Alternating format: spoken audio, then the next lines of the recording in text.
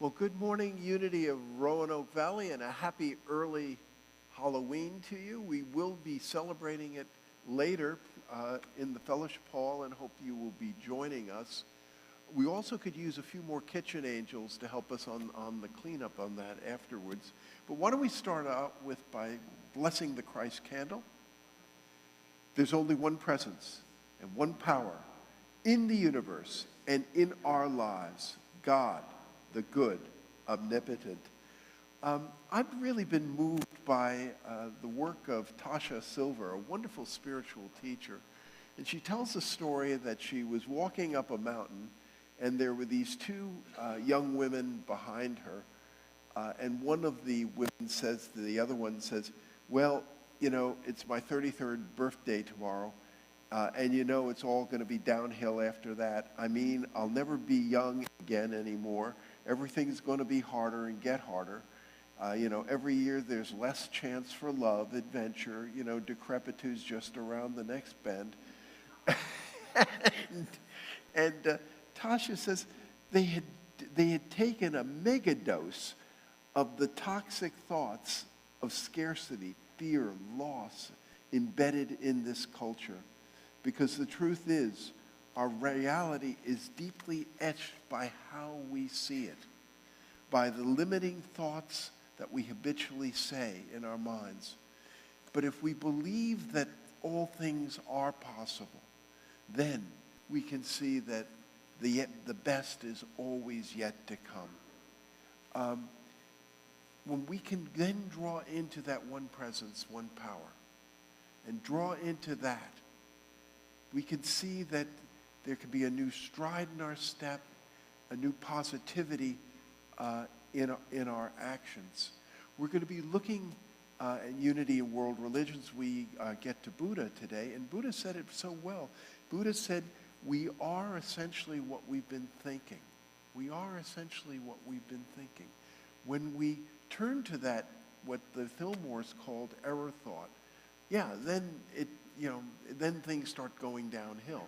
But if we can then latch on something different, one presence, one power, then there is something different, and the best is yet to come.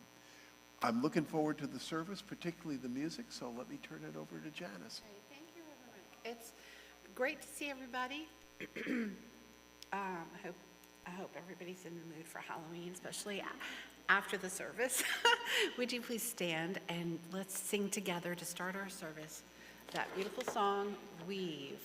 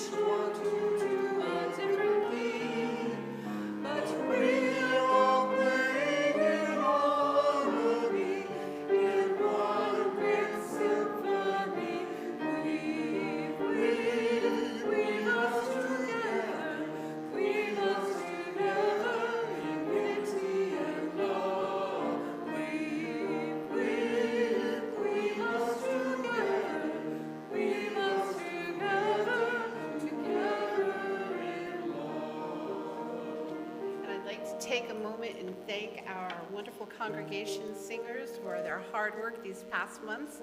And we'll be changing, we try to change our singers around whenever we can. But but we'd like to really thank them for always being here and ready to sing, helping us sing. Let's go ahead with I Am Love and I Am Light.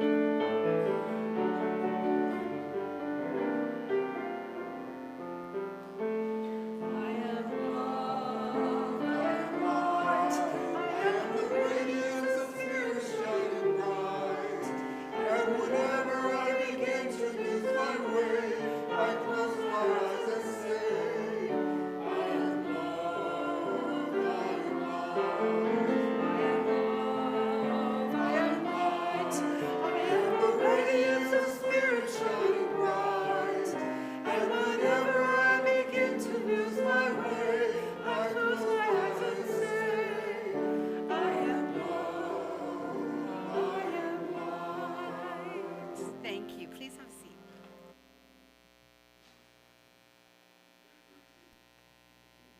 Good morning. Welcome to each and every one of you who is here with us today at Unity of Roanoke Valley, and to each and every one of you who is joining us from home.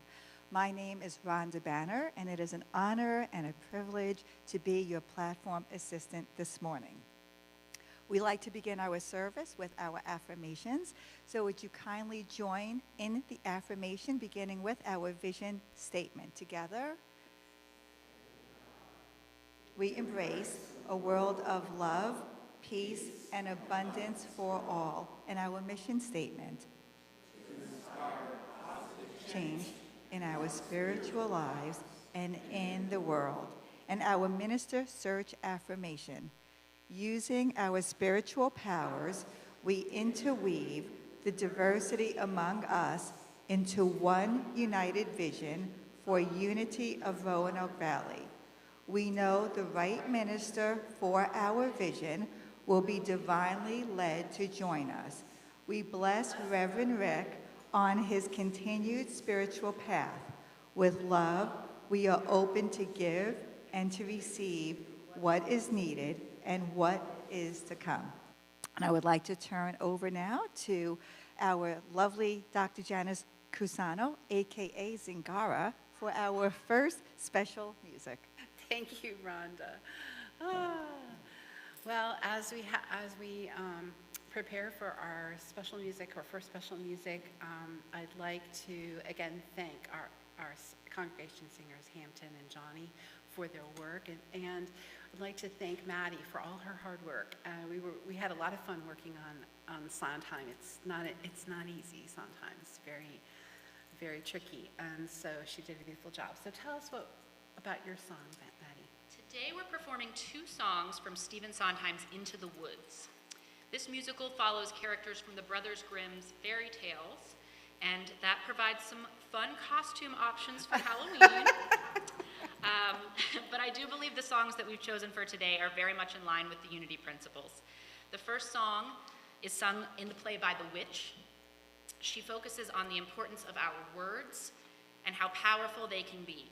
This is called Children Will Listen.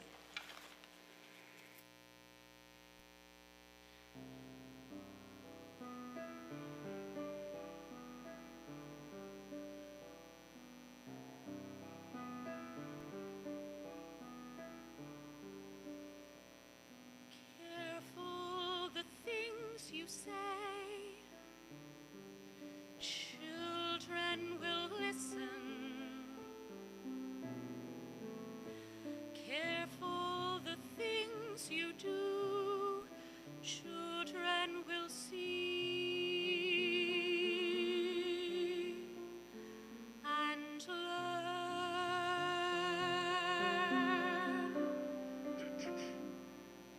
Children may not obey, but children will listen. Children will look to you for which way to turn, to learn what to be. Careful before you say, listen to me. Children will listen.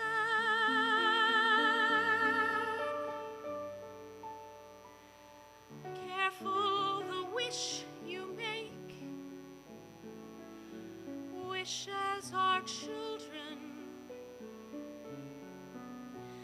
Careful the path they take. Wishes come true, not free.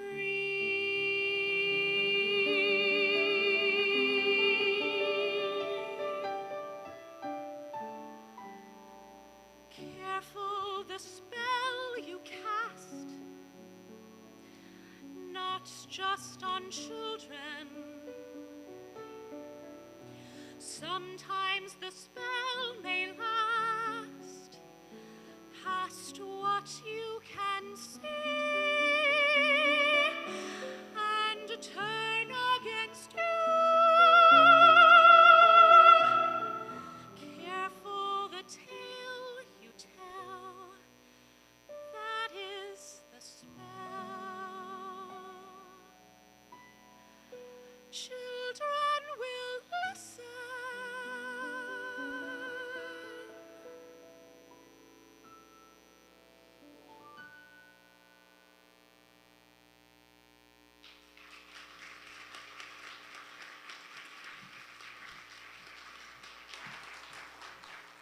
Wow, that was absolutely beautiful. I think we are all spellbound. Thank you, Maddie. Thank you, Janice. That was amazing. So it is now time for our healing prayer. I just look at it, I see somebody in costume. I'm like, wow, a cat. Very cute. Okay. So it's now time for our daily word. And today's daily word is protection. And we affirm, God is here, I am safe.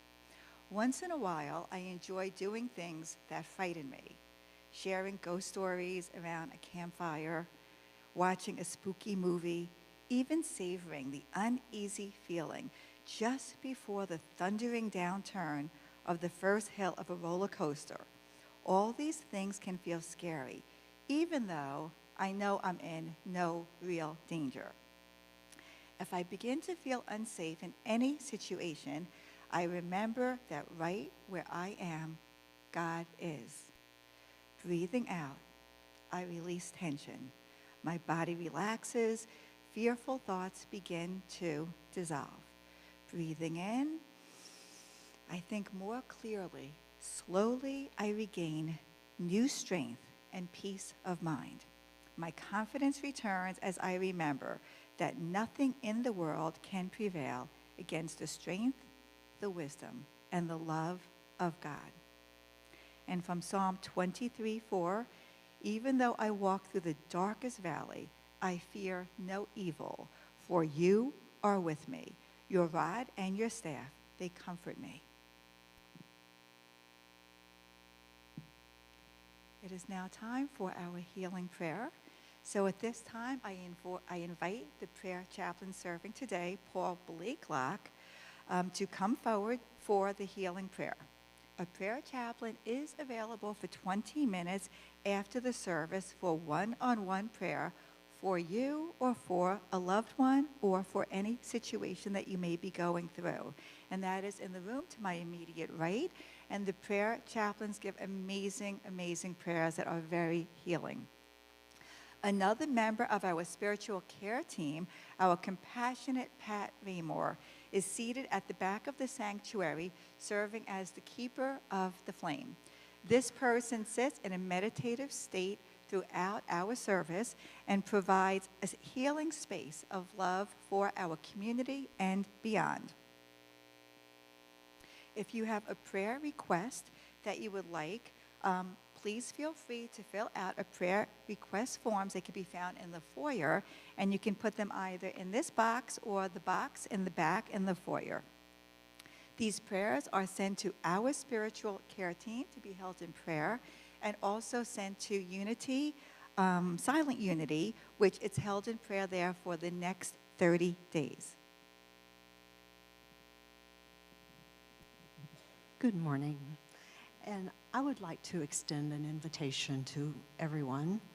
If you would like to have a prayer chaplain call you, text you, or email you throughout the year, there are forms out in the foyer next to the prayer box that you can fill out and tell us which form of communication you would like: to be called once a month, to have a text message that you can go back and reread, or an email that you can go back and reread. So these are the forms if you'd like to fill one out. It doesn't have to be at the beginning of our new team, which is now. It can be anytime during the year. They can be placed in the prayer box or in the offering baskets.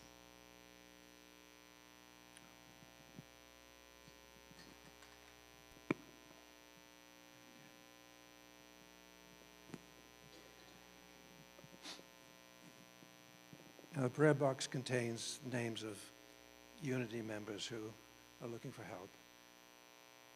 And this morning we can add our own names to the list, friends who we know need help. So in preparation for our prayers, relax and breathe deeply. And allow your thoughts to sink down to your heart space where love is. And think about love and think about healing.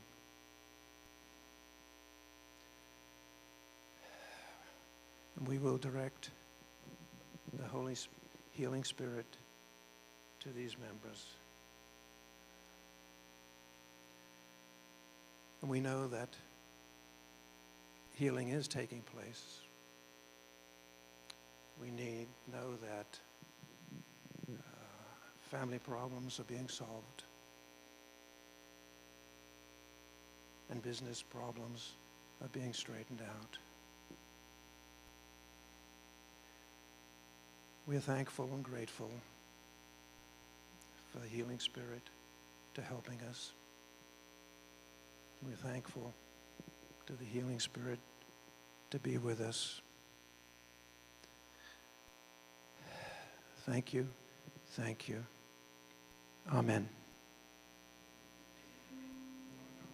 Thank you, Paul. And as we prepare for meditation now, the lights will dim, and I encourage you to take a breath where you are. Take a deep breath.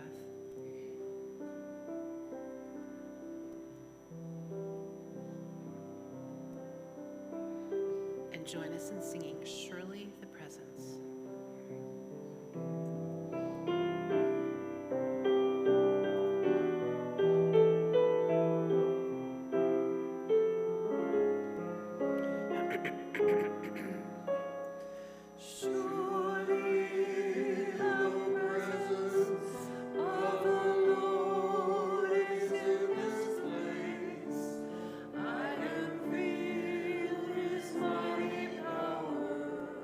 And his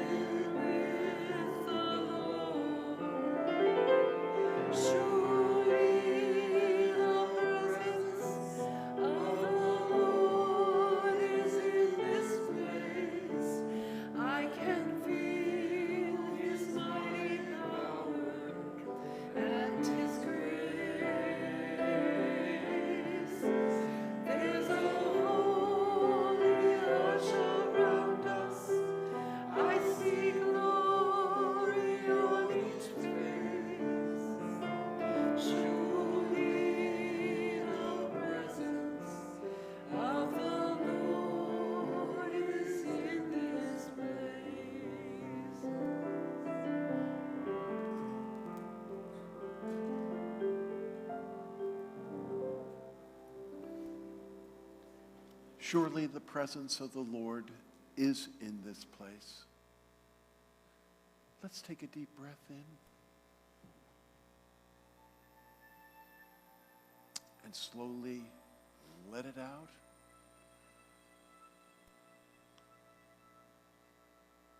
Let's take another deep breath in. Slowly let it out. Let's close our eyes if we feel comfortable doing so. We're looking at Buddhism today. And one of the favorite meditations of the Dalai Lama is something called Tonglen, which literally translates to give and take. I want you to remember or picture a time when somebody or something said something that was unpleasant to you, untruthful. You felt like you were under attack. It's almost like picturing it like an arrow, a dart, a missile coming out of you, coming to you, being shot at you. But here's the beauty of Tonglen. You look at that dart and that missile from the center of love and compassion and peace. And it gets turned into a flower, which you are then able to send back to that person who was shooting an arrow at you.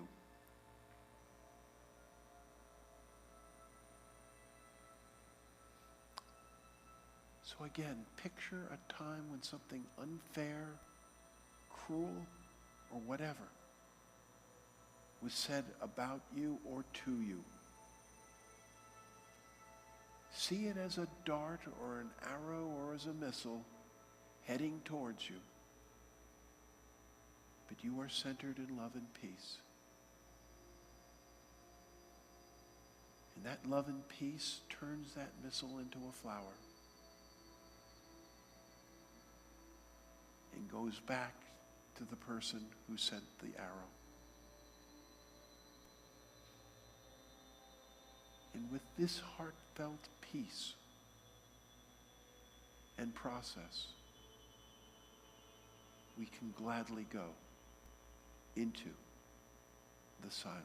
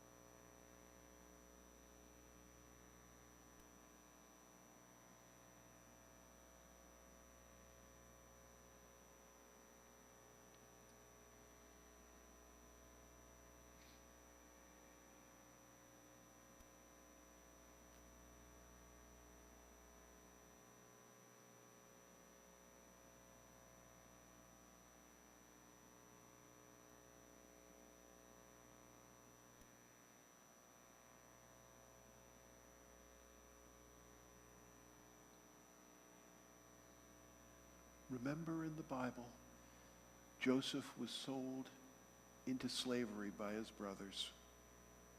But many years later, Joseph rose to prime ministership in Egypt. And famine was all throughout that part of the world. His brothers came down to Egypt and were shocked to see their brother as the prime minister. Joseph said to them, "You did it for evil, but God used it for good." or as Paul said, all things work together for good for those who know and love the Lord. For this and so much more, we say thank you and amen and amen.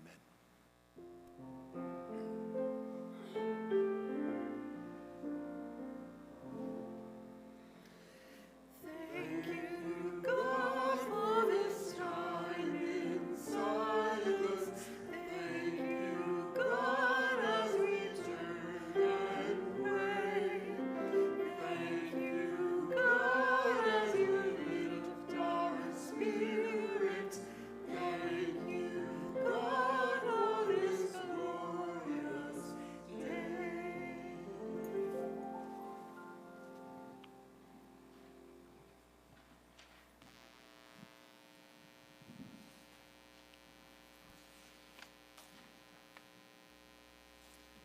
When I was the minister at the Unity Church in Tulsa, I got the congregation to join something called the Tulsa Metropolitan Ministry, which did a lot of good in Tulsa. The executive director of the Tulsa Metropolitan Ministry was a guy by the name of, well, he was a reverend. He was a Methodist minister by Reverend Ray. And he said, let's have breakfast together. So we met where the elite meet to eat in Tulsa. We went to IHOP. And he said to me, I know a little bit about unity, but would you tell me more about unity? So I did. I told him much more about unity. And when I finished, he looked at me and he said, that really sounds interesting. It sounds like unity is Christianity mixed in with a lot of Buddhism. I said, it's an interesting way of looking at it. Well, when I was at seminary, my advisor, Reverend Dr. Tom Shepard, Dr. Tom said to me one time, he said, you know, Rick, I think among unity people, their second favorite religion is Buddhism. And he said, you know, if you go down to the Unity Village bookstore, you will see as many Buddhas on sale in the bookstore as you will see crosses and images of Jesus. Well, I went down there and I counted, and you know what? He was right. We're in this series on unity and world religions, this wonderful book by Reverend Paul John Roach. And it was very interesting. Before the service, the hosts for the Spirit Circles, which are looking also at this, and we're meeting in people's homes, at the church, in libraries, online, and we were talking, and it was very interesting. The chapter on Hinduism was very difficult. Many people found that difficult because it is such a different view of spirituality from traditional Abrahamic faiths, which are very theistic. And similarly with Buddhism, which is in many ways non-theistic, but deeply, deeply spiritual. Buddhism started roughly 500 or 600 years before Jesus was on the scene. Buddha was born roughly 500 or 600 years before Jesus. And he was born in northern India. He was the son of a king of a kingdom in northern India, and he was the crown prince. And the legend is that his father was very concerned that he not see suffering, that he not see old age, he not see death and poverty and all that kind of stuff. And so he really tried, the palace was almost like the gilded bird cage. So, you want to get Pandora to open the box, tell her you can open that door, you can open this door, just don't open this box. Of course, she opens it. Or you can have any fruit in the garden except this one. Of course, that's the one that's going to be eaten.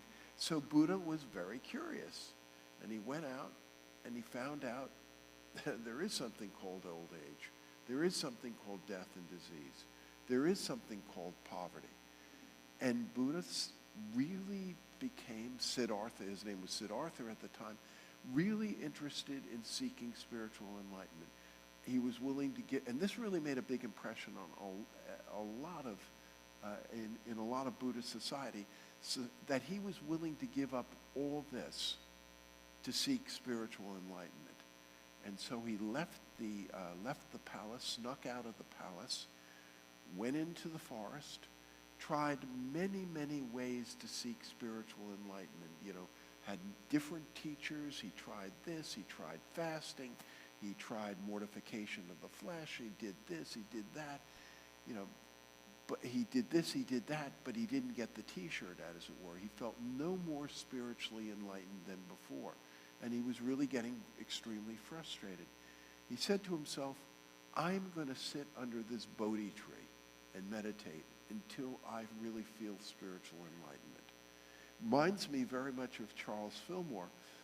Charles Fillmore saw his wife Myrtle, who was on death's door, recover and become such a vibrant person, and people coming in and asking, this is Start a Silent Unity. They came in to ask Myrtle, how did you do it? And because she was a very sickly woman, now she's vibrant and full of health.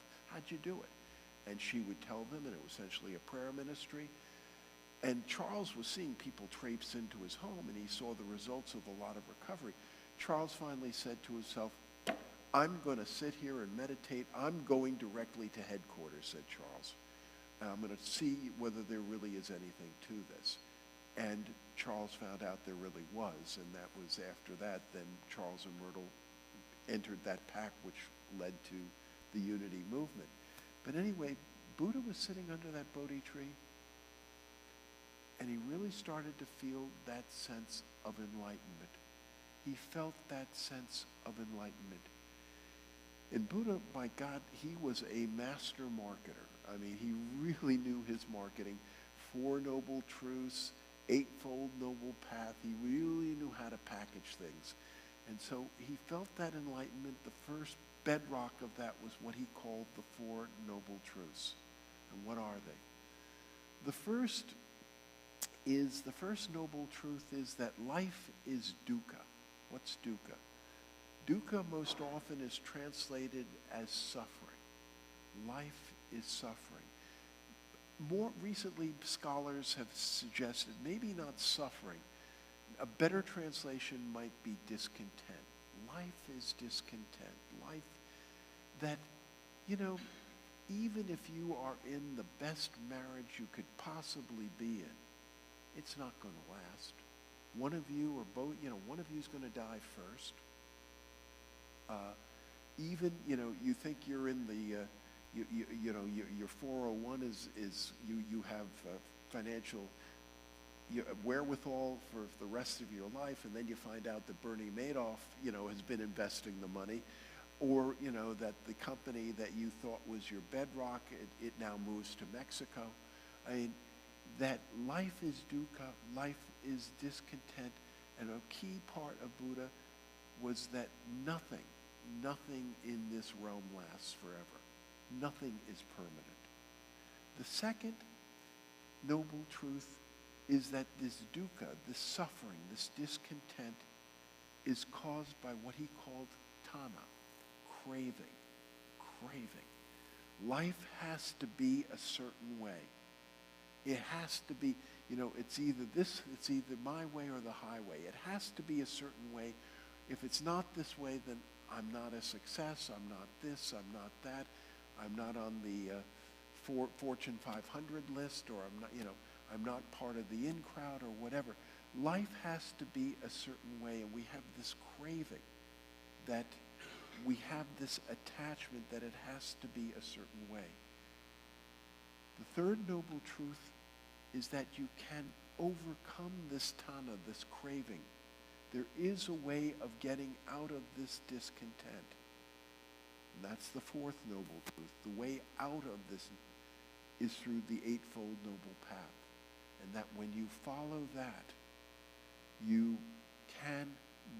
find that the craving leaves you, and that even though, as it were, the reality that nothing is permanent doesn't change, it doesn't bother you or upset you the way it used to, the way it used to in the past.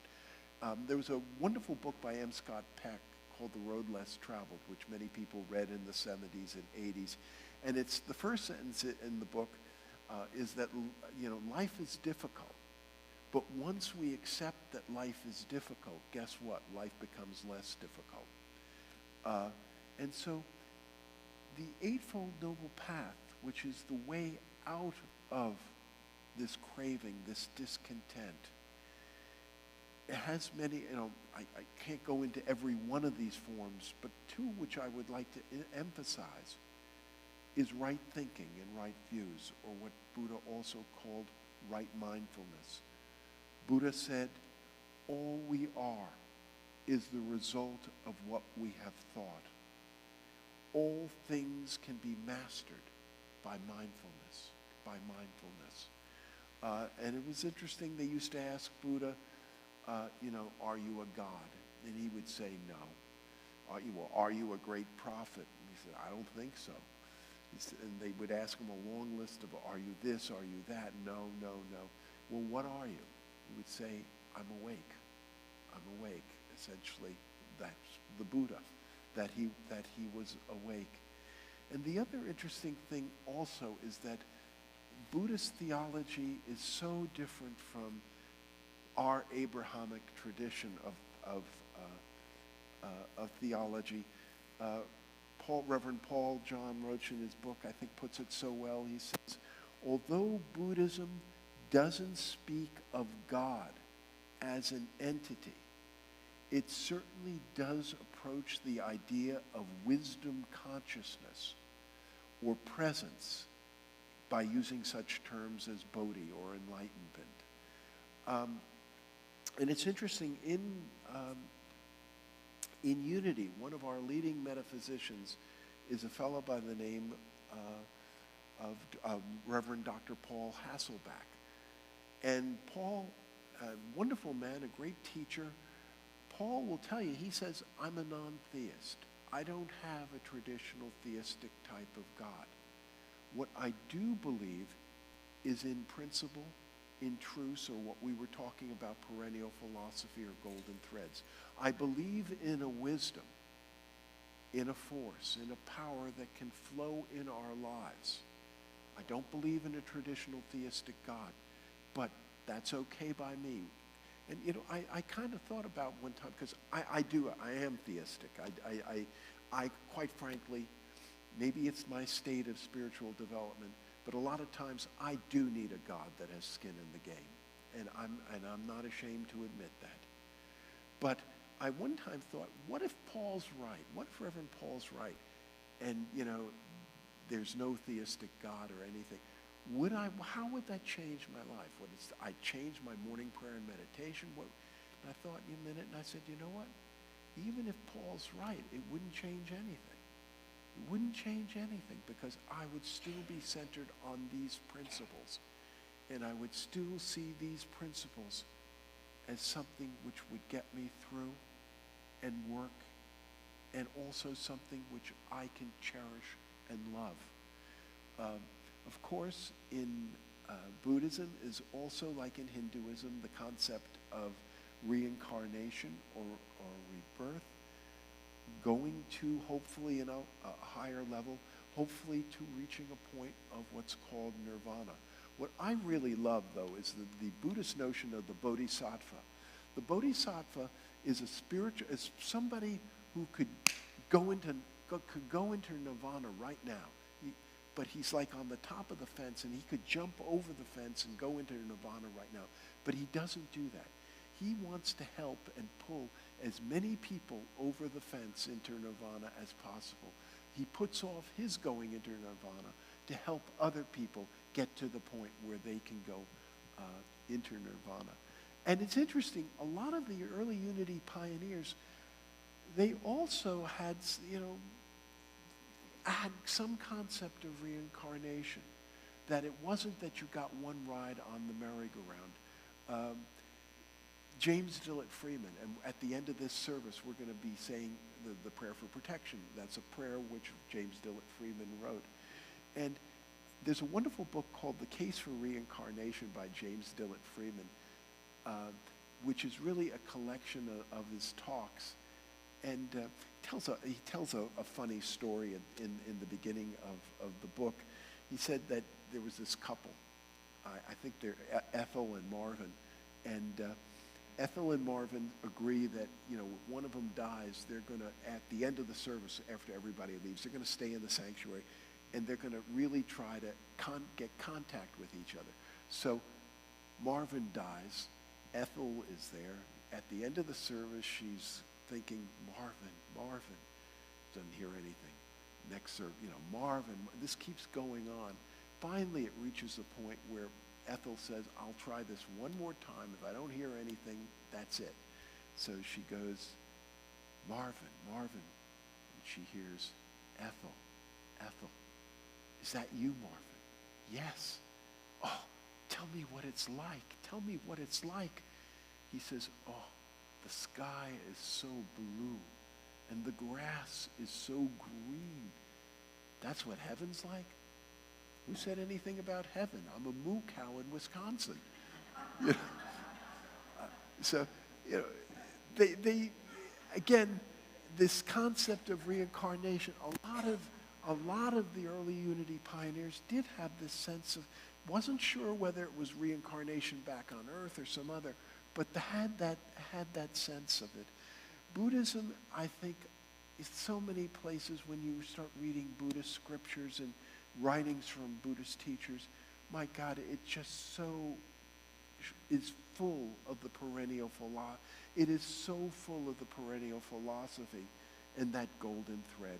Since we're coming up on Halloween, let me just go in one area.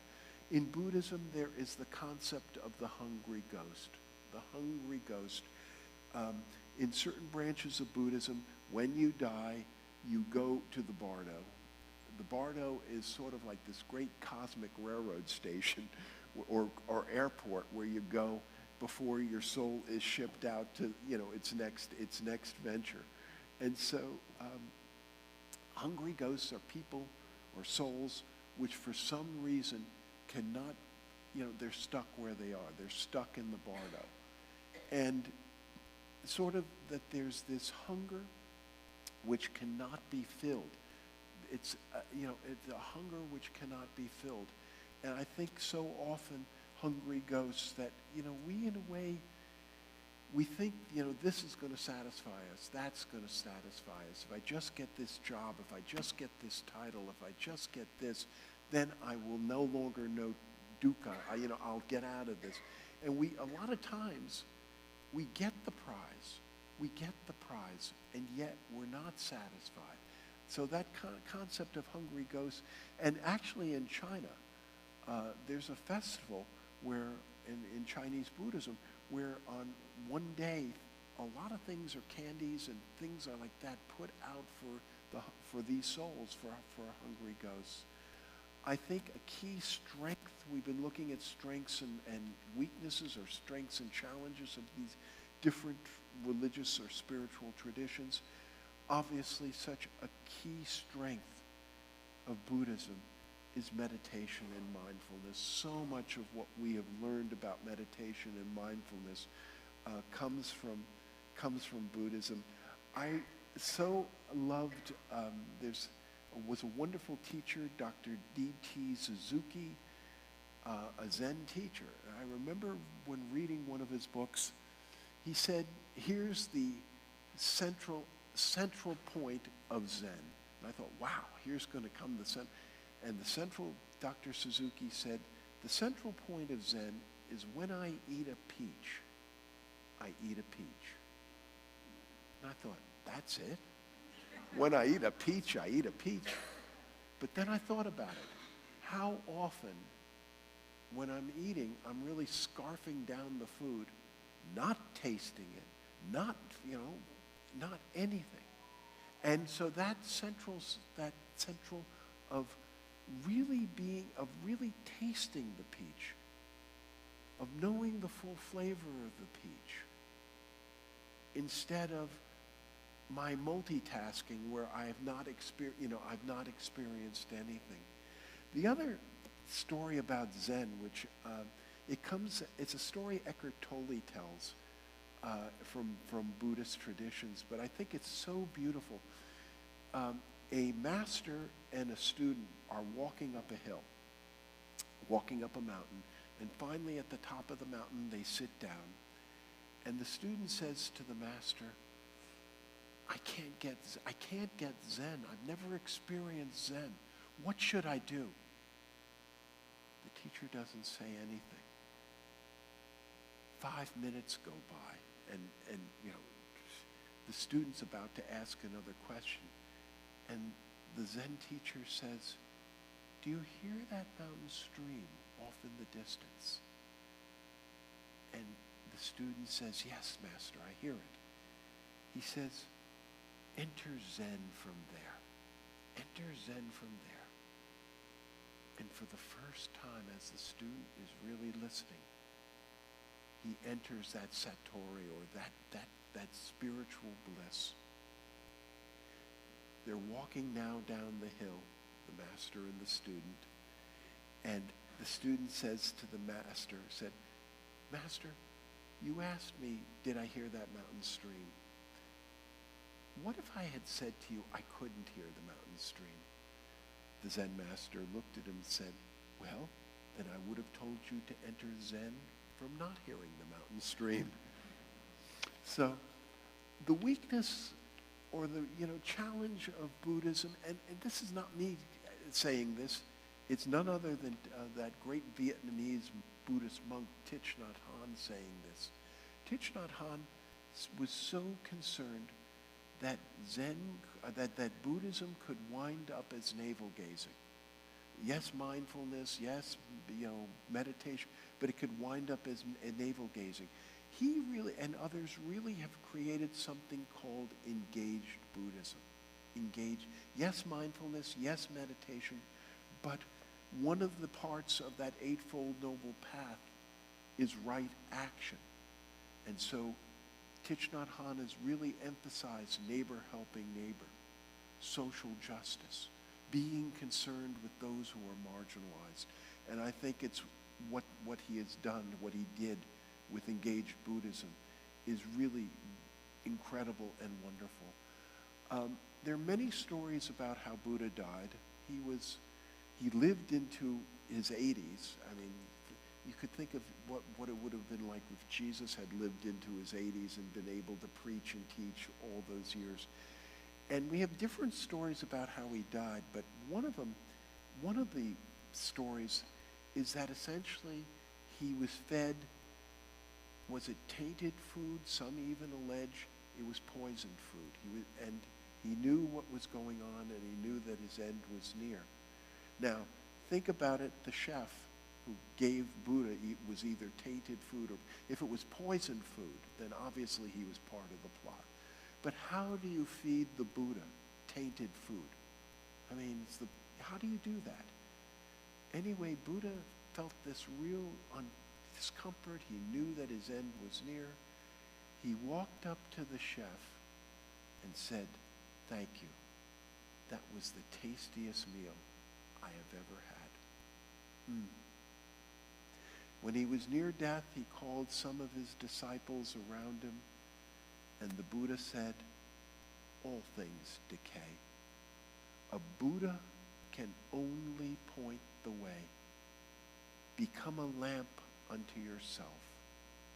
Work out your salvation. We've been talking about this series as finding a rudder to steer the boat as we go through these perilous times. I think we're finding that these spiritual traditions are providing us with a rudder. But I would say when seeking a rudder, I would strongly suggest that we not forget the wisdom of the Buddha. Thank you, and God bless.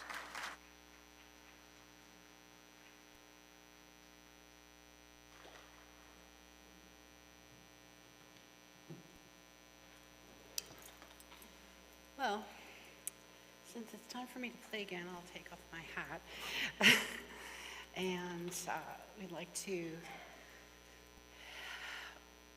play for you another selection from Into the Woods. And we have Maddie joining us again. She's going to explain a little bit about this song, which has a lot to say to us as in unity.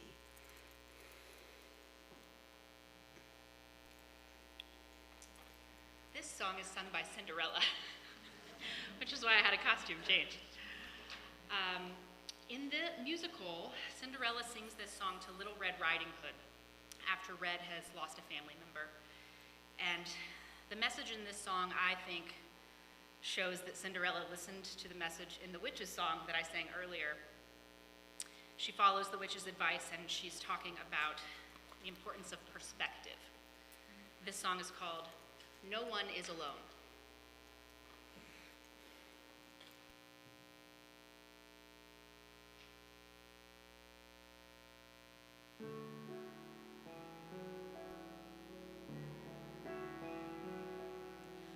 No one here to guide you. Now you're on your own. Only me beside you. Still you're not alone. No one is alone. Truly, no one is alone.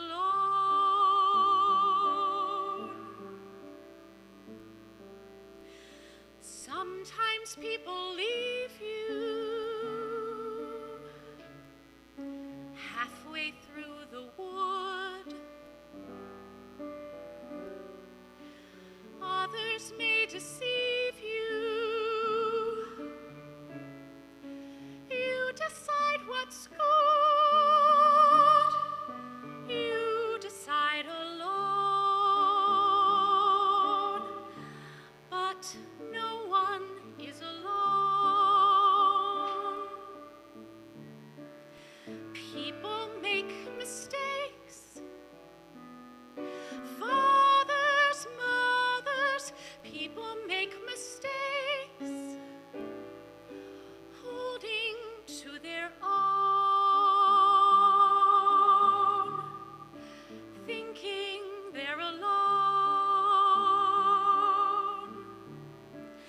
Honor their mistakes.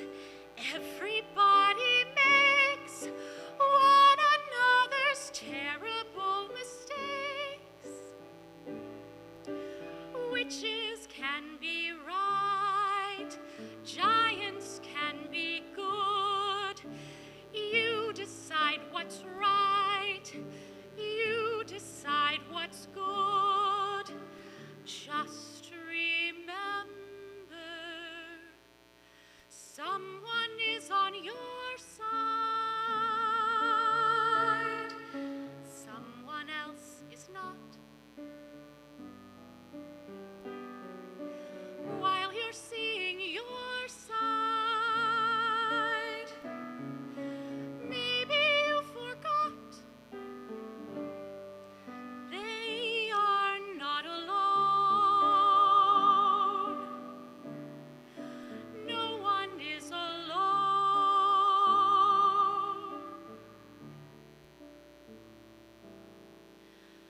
Hard to see the light now.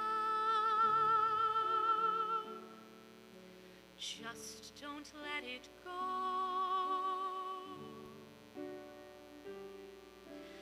Things will come out right now.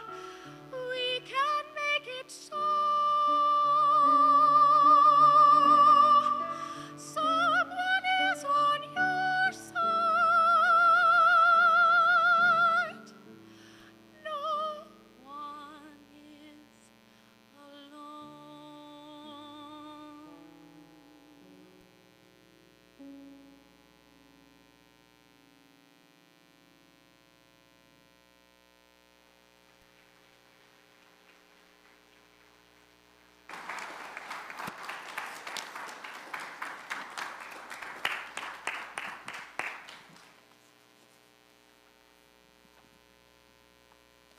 Thank you. We now come to the time of tithes, gifts, and I want to thank the wonderful support that we've gotten through the pandemic and now. Cody, are you coming up to make an announcement? Okay, here we go. There we go. And I really want to thank Cody and Chris Camper and several other people who have done so much for really getting our books in order and trying to keep us on the up and up. So here we go. Hey, everybody. So, good news is we needed your help and you definitely stepped up. Altogether, if we do the math, you all have helped us cover about $14,000 worth of debt to get us up and going. So, thank you guys. Thank you for that. To break even and get everything caught up, we are about $4,533.30 behind still. So I say that saying we're by far not out of the woods, including we got a payroll coming up. But you guys have really helped out a lot. So definitely keep us in that thought of prosperity and keep helping us out. I know with everybody, we will get through this. So good news. Thank you. Thank you. After we bless our gifts, the ushers will invite you to come on up row by row. I know many of you give online or whatever.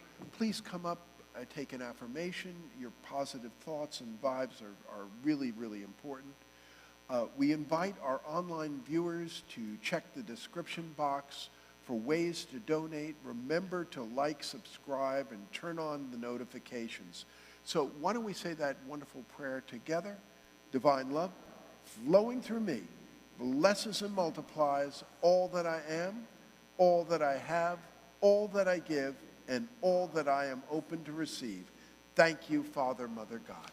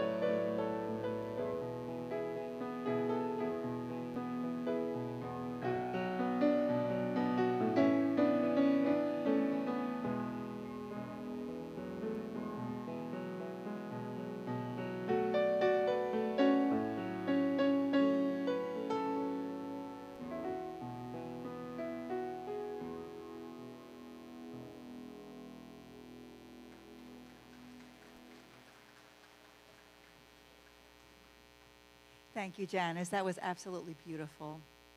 So it's now time to affirm our abundance. So would you all kindly join me in affirming our abundance together? Unity of Roanoke Valley is abundantly blessed.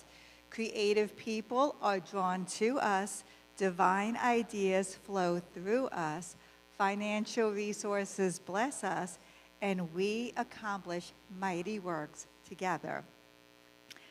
So it's now time for our announcements, and I'd like you to hear them, as I know that you do, as opportunities to be of service. So there's many opportunities here, and firstly, thank each and every one of you for the ways in which you do serve, whether it's financially or whether it's with your hands or your heart in so many different ways. And just to tie in what Reverend Rick was saying about dukkha, discontent, I know that for me, one of the ways that I release my dukkha, my discontent, is when I serve. And it just seems that whenever I serve, the discontent vanishes, and I feel this great joy in my heart.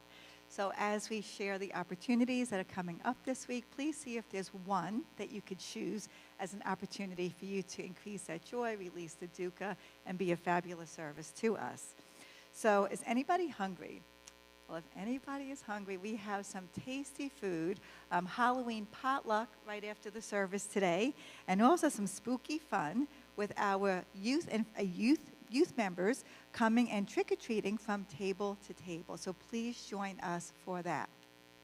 I would like to, at this point, invite up Aurora, who just came back from the Youth and Family Ministry retreat, to share about what that was like for her. Hi, hello. First of all, I would love to thank everyone that contributed to the soda pop fundraiser. Y'all's help funded me to go, and that is so great, and I can't believe that I got to go. And it was the best experience that I have had my years of Unity. The biggest thing that stands out to me is what happened at Unity is, at the retreat, we talked about how we feel. No other churches out there are like Unity. That's something that I know. I have friends from other churches. None of them have the same connection. And we were just talking about how Unity is just so open and inviting, and it was lovely. From Unity of Lynchburg, there was this speaker, and she was absolutely amazing. Left like chills down my spine, and I want to go to like more retreats, and I'm so grateful that y'all could get me there. Thank you.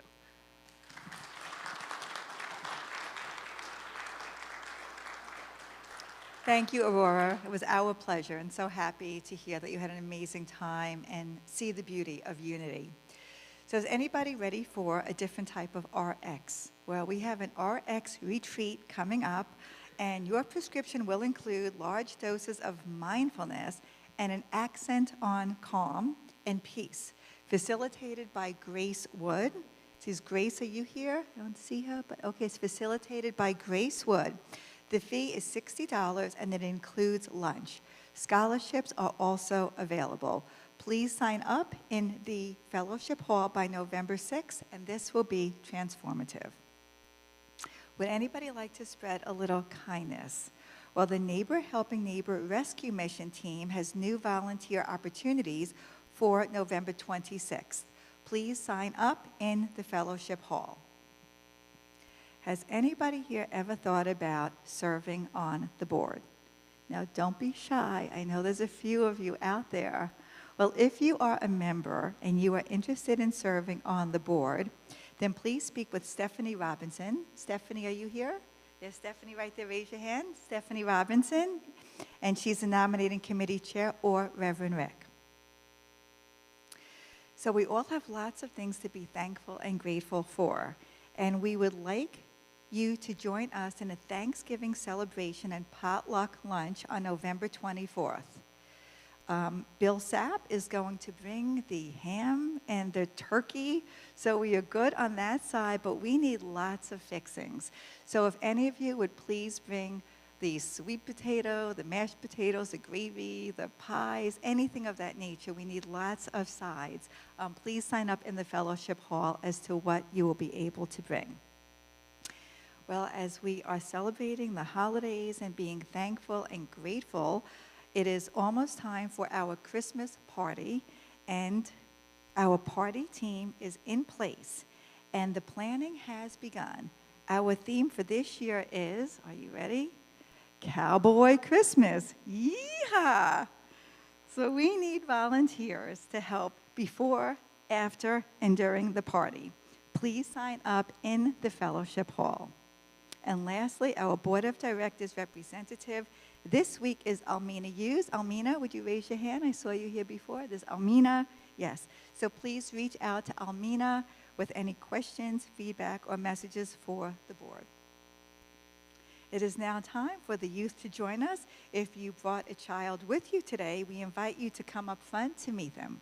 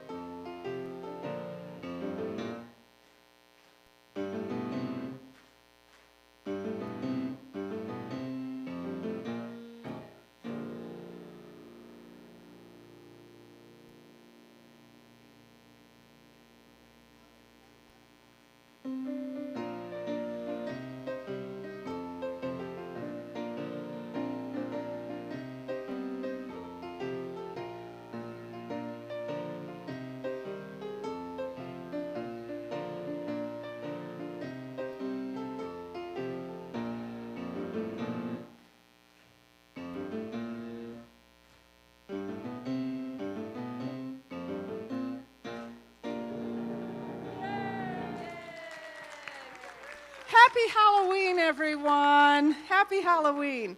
I just wanted to share with all of the children and teens that are here that we'll be joining the congregation for a potluck lunch. And after you have your lunch, we're going to be having trick-or-treating at the table. And I just want to hear from you. What is the way to trick-or-treat nicely? Can you think, Riley, can you tell me? His name is Riley. His name is Riley, too. To do it nicely. It is to do it nicely. And what do you think you should do? What should you remember to say if someone gives you a treat? Thank you. That's right. I think that's a great idea. Let's give Riley a hand. All right. Thanks, everyone. We've had a great time at our Halloween party, haven't? Or have we? Have we had a good time at the Halloween party? All right, thumbs up. Thank you. Closing.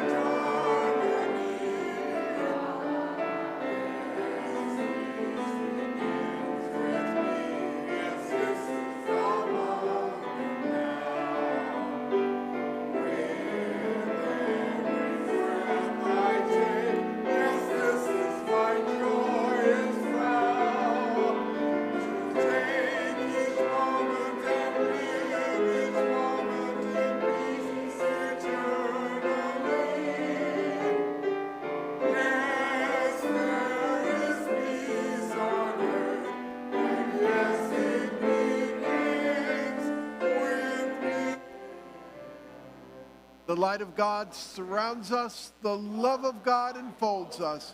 The power of God protects us. And the presence of God watches over us. Wherever we are, God is. And because God is, all is well. And Spirit says there don't have to be any hungry ghosts in your life. And all the people said, amen.